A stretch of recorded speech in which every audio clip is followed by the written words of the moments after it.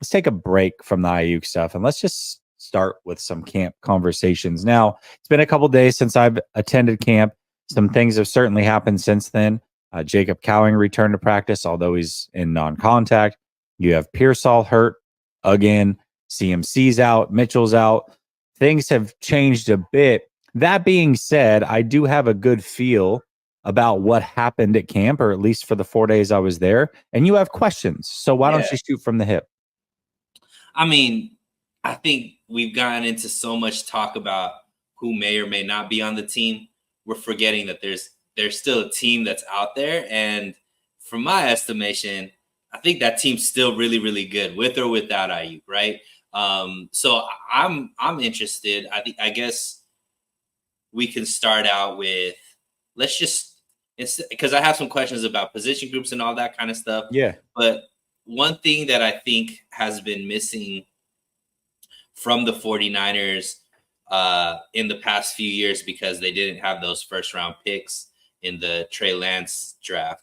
But we do know the history of the 49ers, that they're really good at drafting and they're able to find pieces that could end up being an all-pro. They just tend to hit on that. So talk to me specifically about the rookies, Jesse, that you saw out there. Tell me what your overall thought process is about this rookie class. And then I want you to go out on a limb and tell me which one do you feel like is most likely to be an all-pro. Last Second Sports is brought to you by Underdog Fantasy. Link is in the description. Promo code LSS. First-time depositors using my link will receive a special pick plus up to $250 in bonus cash. Don't miss out. Click the link today. Thank you, Underdog, for being a sponsor. Now back to the video. Oh, that's tough. Damn. Okay. Oh, gosh. Shoot. Okay. Well, I'll say the rookie class as a whole has been pretty good. I mean, Mustafa did some things before I arrived that were pretty notable. He certainly looks the part. Just physically, he looks the part.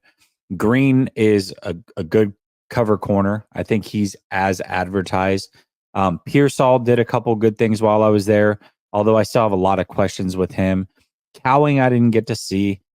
Schrader has been the best rookie out of all of them. I mean, top to bottom, he is killing it every single day. Certainly is going to carve out a spot on this team. I'd be shocked if he doesn't make the roster, which means I don't know what happens to Garendo, who I also didn't get to see. Bethune, I think, is trying to catch up to what it's like to play in the NFL. Normal for a rookie. Let's see what else. Pooney's looked good. I think consistency wise, he was probably one of the more consistent players, not just rookies.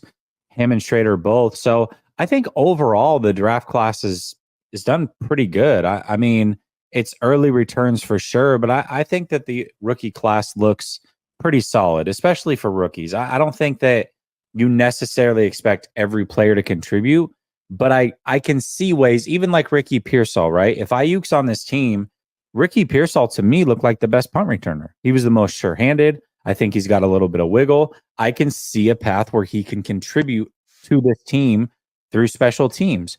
I could see a scenario where Renardo Green starts, where Malik Mustafa does make an impact on special teams and maybe creeps his way into the starting lineup before the end of the year. Pooney might be your right guard. So there's definitely a path to success for a lot of these guys. As far as an all-pro goes, gosh, man, that's so tough. Were you out there when were you out there for training camp when Huff was a rookie? No, I was there last year, his second year. Oh, okay. Got it. So did you see all pro in Huff in that training camp? Yeah, I did. Actually, Okay. I did. I mean, he was all over the place. He broke up a ton of play. He actually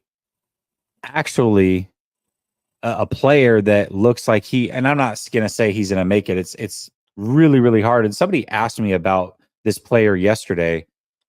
Are they will they be an all pro? Actually, they asked me when I was out at camp, and I said, I'm not going to go out on a limb and say this player is going to be an all pro, but you could see where this player is going to be really, really good. And that was Diamador Lenore. Like he's having himself a hell of a camp. So he is really showing out day in and day out. As far as the rookie class goes, I mean, I don't know that any of them are going to be all pros, but if I had to pick one to be an all pro, I'll go Malik Mustafa. I don't know that you're going to see that this year just because there are some good safeties ahead of him. But physically, he's already ready for the NFL. He doesn't have to get his man body ready for the NFL. He's there. He clearly looks the part. He's just going to have to learn to play at an NFL level. But I think he has the range. I think he can play in the box. I think he can play single high. I just think he has a lot of attributes that can really help this team long term. And I think safety is one of those positions where there's also a lot of churn as far as who's good in the league and who's not. I mean, just a couple years ago, you had Adams as one of the best safeties in the league, and now he's struggling to even make rosters. So Right. there's a lot of turnover at safety. I think because of that, because he already has his NFL body, I think Malik Mustafa is probably the safest bet to potentially make it to all pro status. I like that. It's a good Now question. I know we gotta save a lot of time for Ayuk, but there Yeah, are I some mean, take it. questions. Listen, I like this veering Yeah. from the Ayuk thing. So ask away.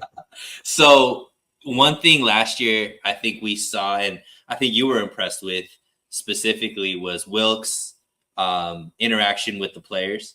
Yeah. You know, he came in as a new coach and whatnot. Now, Mhm. I mean, Sorensen isn't new, but obviously has a lot more responsibility. We obviously have, you know, I keep forgetting his name, but the guy from the Chargers, Staley. Staley's Mhm. obviously there. He's been getting high praise from some of the guys, like Diamro Lenore, I think gave him high praise. But Yeah.